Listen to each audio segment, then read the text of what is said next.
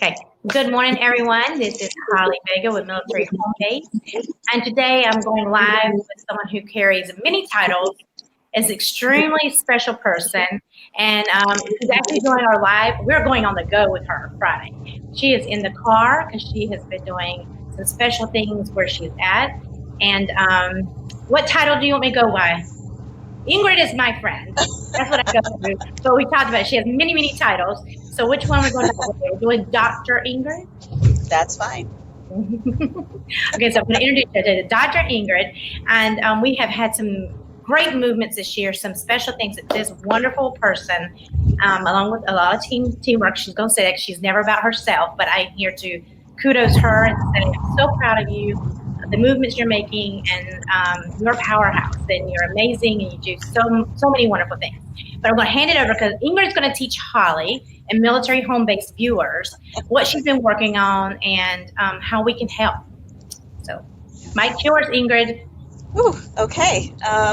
Well, yesterday was an exciting day, as many of you know. We did release for the first time numbers for how many of our military spouses and kids have died by suicide, which was an important milestone because I know that so many, myself included, have been advocating for this for almost a decade. And finally, yesterday, those numbers came out. And I can't tell you, Ben, to work on this with a team of incredibly professional and intelligent people at the Department of Defense Suicide Prevention Office. So that's something I'm extremely proud of. And, we can talk about that.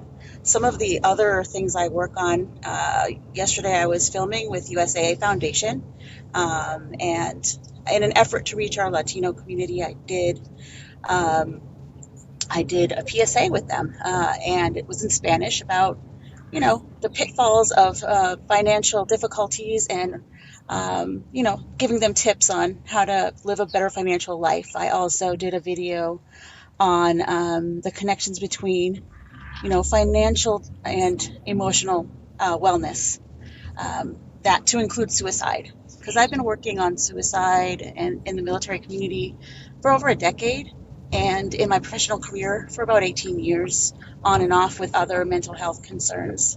And I also provide support to thousands of military spouses who are in the same field, in behavioral health fields, who they're struggling to find employment, even though we have this, crisis in our country with not enough providers for mental health.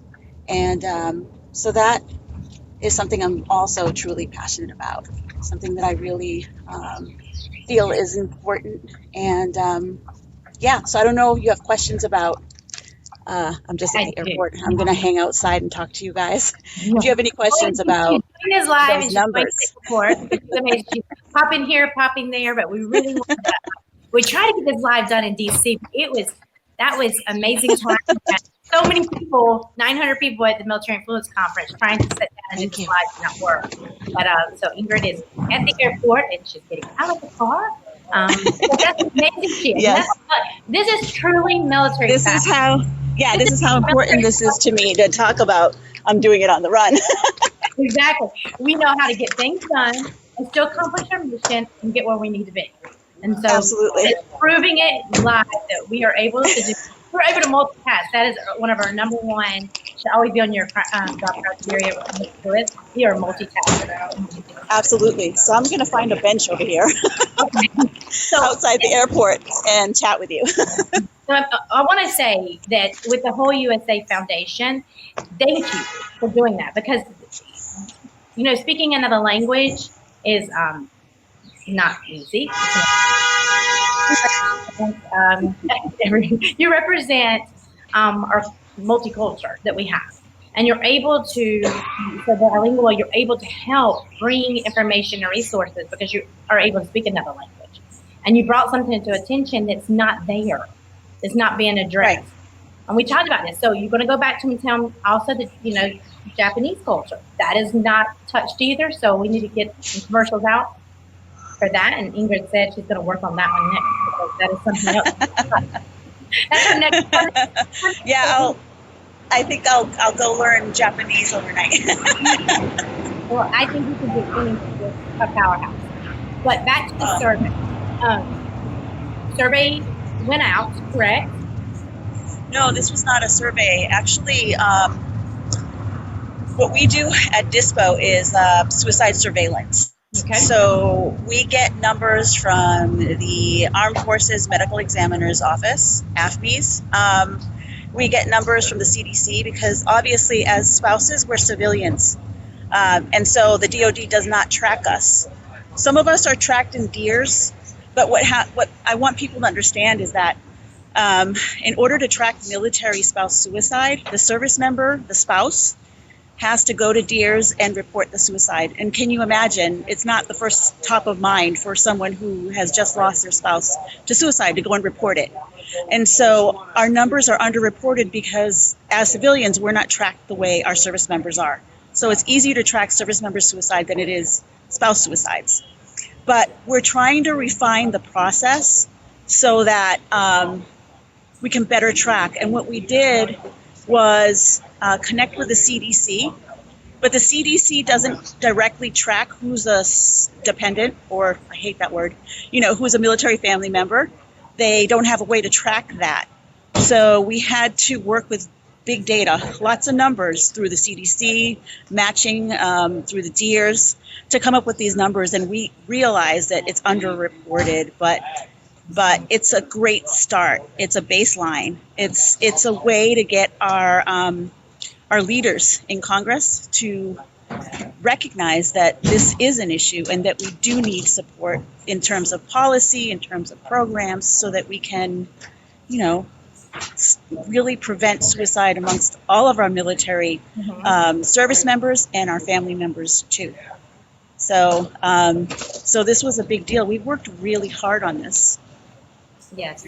Well, and like you said, what people don't realize is that I don't like the word dependent either. The military spouse, military family member. We are there, but we're not looked at when it comes to certain things. And we're pushed to the side. Or sometimes our children go priority for us as a spouse. And because we are their advocate. So as the family member spouse, we are advocating for our children. But there's not really an advocate for us. And that's what we created, that being that voice, being that advocate, saying this is true, this is happening, and bringing that awareness and educating. And that's you're educating me because I'm unaware of this. So give me, what are the statistics? What are the numbers that y'all have, the data? Because everything goes down to funding, and we're going to be realistic here. Everything has to come back to funding. You've got to have numbers because in order for them to say that this is a need, we're going to fund this, but show me the data. So what was the data that came out of this? Well, I haven't looked at it on this trip, and I think it's like 123 military family members who died by suicide in 2017. The reason why we're looking at 2017 is actually because a lot of our numbers are from the CDC, and the CDC has only made it up to 2017. Because the entire process for actually identifying someone who has died by suicide is complex. There's a lot that goes into it. There's a lot of investigation that needs to happen because it's not always clear if it was a suicide, if it was accidental, or natural causes. So there's a lot of investigating that goes on behind the scenes, and that's why the numbers are behind a bit. And with that too, we have to point out that people think that funding comes like every year. It does. However, those budgets are talked about a couple of years prior to them coming to the forefront of getting approval. And it's seeing those needs. So that's another reason why you see those couple of year lap, because everything is working on that for a few years, because everything's got to come through our DOD and government side, but of course it's going to support our military active duty first, then come over to resources for families. And so I think but a lot of people are not aware of that. And so what you're doing today is saying this is why this process is not just like, hey, you can go to someone and say, this is happening and we need money. Right. Correct. Everything is a process. Yes. But I can tell you that there's so many people behind the scenes that are really passionate about this, passionate about our families. Myself, as you know, as a military spouse, I've been advocating it for it for so long. This was such an important report for that reason. But now it's like, what do we do? Right. So what we're trying to do is to figure out what policies and programs we can put in place so that we can, bring these numbers down, because suicide is absolutely preventable. And one of the things that came out of this report is that most of our families are dying by firearm. So, no one's saying let's take away firearms. A lot of our military families have firearms in their home, and that's fine. We're just saying, store them safely. Make sure, because one of the biggest factors in suicide, especially by firearm, is impulsiveness. So it happens in a flash, in a few minutes. Someone's feeling, down or out of sorts, and usually or often there's, substances involved too, sadly, and they make a choice that's irreversible because the lethality with a firearm is big. Oftentimes if someone, attempts with, say, medication or something, they're more easily savable, if that makes sense. And so, we're pushing a lot for that, for firearm safety, safe storage, and just being there for each other. Kindness, reaching out. Mental health is a piece of it, but it's not the whole story. And so we're trying to find different and better ways, because this is a complex problem. It's not easily, fixed. It's not easily dealt with. And so we're trying so many different ways to try and reach people. And looking at, there's a status of the forces survey. The latest one that we looked at, our service members are saying that, they're tired of PowerPoints. They don't want presentations about suicide prevention. They want stories, real stories from peers and leaders who have successfully gone through periods of time where they felt that way and are now doing well. So we're hoping that those kinds of, programs or those kinds of presentations become more part of the norm. And they also want problem solving. So they want to get skills personally, so they can figure out how to deal with their issues. And, one of the top concerns, one of the top risk factors for suicide is actually relationship issues. So trying to strengthen our families and our relationships and our social support network, all of that becomes super important. So really we want to save lives. We want to help our service members, but also our families, so that we don't lose another. I know that, while I was part of writing this report with so many others, I lost 2 friends to suicide while I was writing this report. So it's personal too.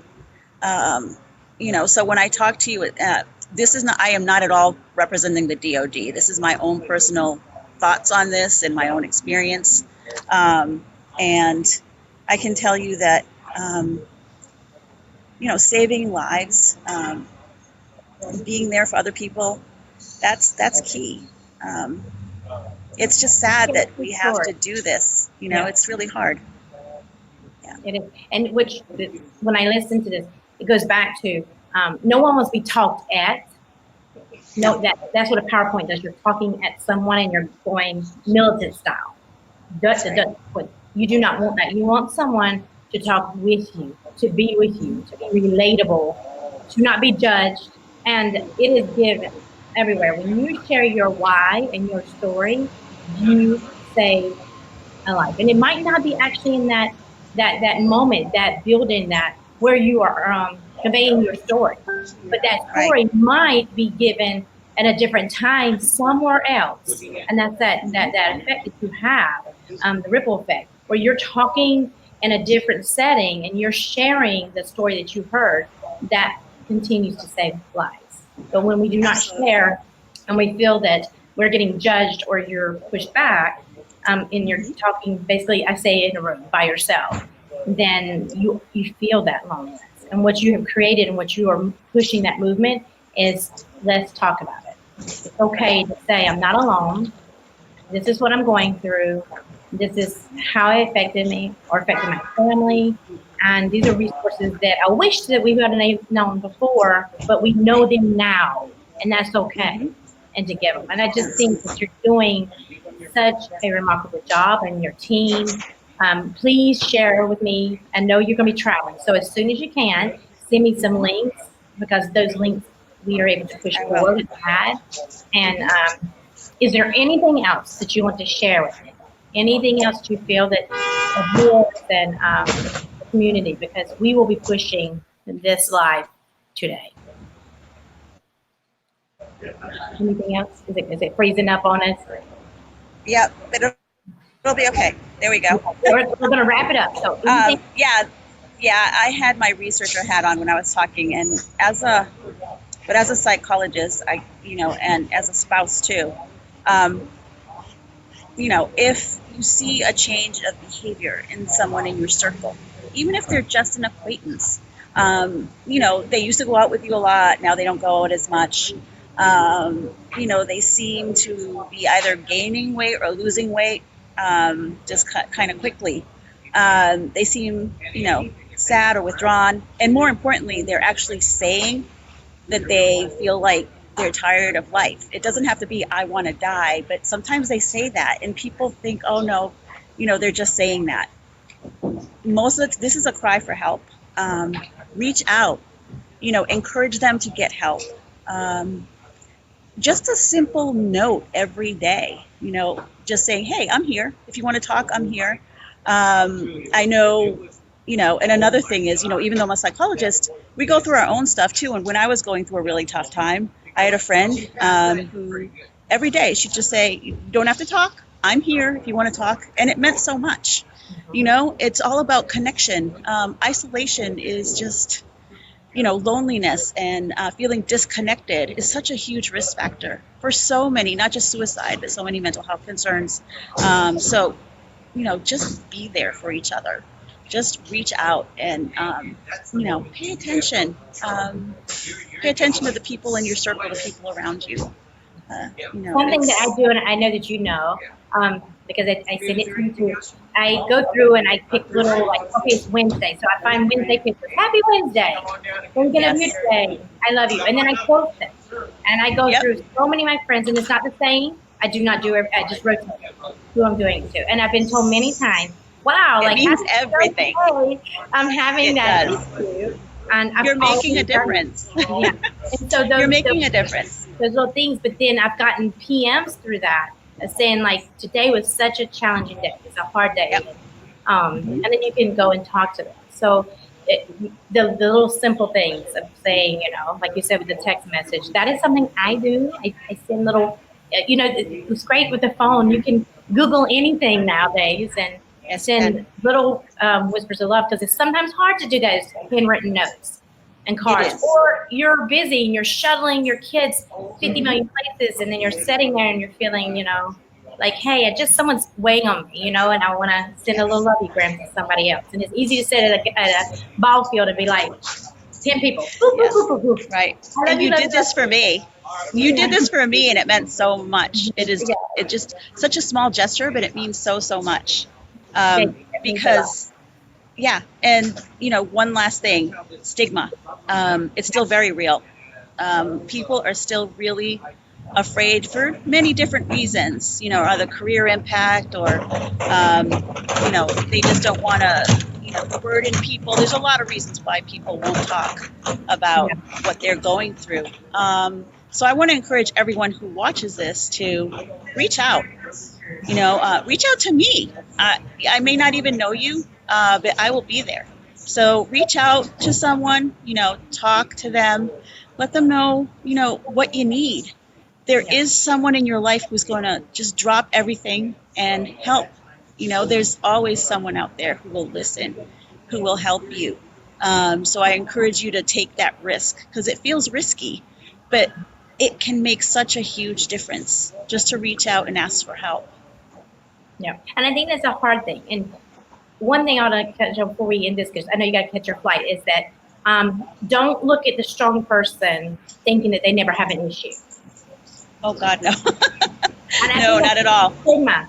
That It's, person, they you look at someone and perception can be totally off, and you think that person's they got it all, and they got going. And we have seen with some of our superstars, our celebrities, who are yeah, taking their life, and you're like, but I don't understand why.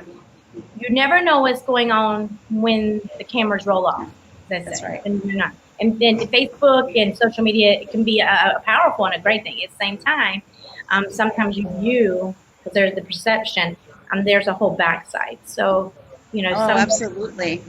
Because so that's a highlight reel. We've all got highlight reels on Facebook. It's yeah, not always reality. So it's reality. important to, social media has played such a role in mental health too. Mm-hmm. Because, there's that comparison or thinking that everyone's got it together and you don't, when none of us got it together. I've got No, my own. we all have some. Yeah. We're hot. Yes. Yes, sir. Yes, ma'am. It can get that way for sure. Yeah. And so But that is something if you have any tidbits for that before we roll off, and then we'll close it up. Anybody who thinks that the person is a strong person, what are some signs with those strong people when they're posting? Because I know there's signals, there's stuff that they sometimes post and it triggers, and you're like, I don't think that they really actually are okay. What are those? As a right. doctor, a psychologist, Hmm. all your Right. background education. Well, the most obvious, obviously, is when they actually post something, but that's not common. Usually, they stop posting when they were posting a lot before, or they don't respond when to your direct messages or your likes or your comments as much as they used to, and just it's a tough one because I can say, for example, with the two friends I just recently lost, I had no idea, and that's what's so scary about suicide is that sometimes there isn't much of a sign because they're very good about putting a smile on their face and not showing anyone what's truly going on. But most people will reach out to at least one person, and hopefully that one person they reach out to will get them help and be there for them. But yeah, that was the case with my two recent losses. No idea. Granted, I was at a distance, but most of us on Facebook, we are at a distance from each other, and we Yes, just know each other as friends on Facebook. And yeah. so it's really the occasional, like what you do, just checking in. Because if someone's in that space, more often than not, they'll be like, "Oh, thank you for checking in. This is what's going on." So that's what I encourage people to be kind. That's why I'm loving this brand new kindness movement that we're going to have um, that Maria and all the Yes, and other ladies are doing. Yep, Mhm. I'm loving that because it goes a long way. It really does. Yep, that will be December 3rd. So let our viewers know Yes, it's going on December 3rd. yes, That shameless yes. plug, right? No, it's a great plug. I've been following the movement, and it's wonderful. Yeah, And if you've been doing it, just continue doing what you're doing. And then exactly. do it a little bit more on December On 3rd. December 3rd. That's right. Yep. Yep. Okay, well, Ingrid, thank you so much for taking your time and going in the car and moving. We're proving that you can still get information and speak to your friends even when we're on the go. And so I Yes, appreciate all the information. Please send me the links when you get a chance so that I can I add it will. to our post. And thank you for taking your time this morning and educating me because I didn't know where some of that. I'm sure our viewers are going to watch and watch later are going to be like, I didn't know that. And you're telling your why you're an advocate, and that's going to Yes, save someone else's life. So absolutely. thank you. Because Oh, we and can people all, mention powering yep. through, which you're so powerful. Yeah, you're a true influencer. Well, the one last thing I do want to say is we can all save a life, and suicide is preventable. Yes. So, just educate yourself, get those resources. And if you're the one that's suffering, reach out. Don't be afraid to do that. And remember, I'm here. You're I'm not here if you alone. need That's me. right. You're not Yes. alone. You have at least Ingrid, but you have a Yes. whole lot of people that come up to you and say, I'm here for you too. You're That's never, right. ever alone. So Yep. thank you very much. Remember that military home Thank you. brings you home one base at a time. And have a blessed day, Ingrid. Thank you. You too. Love you.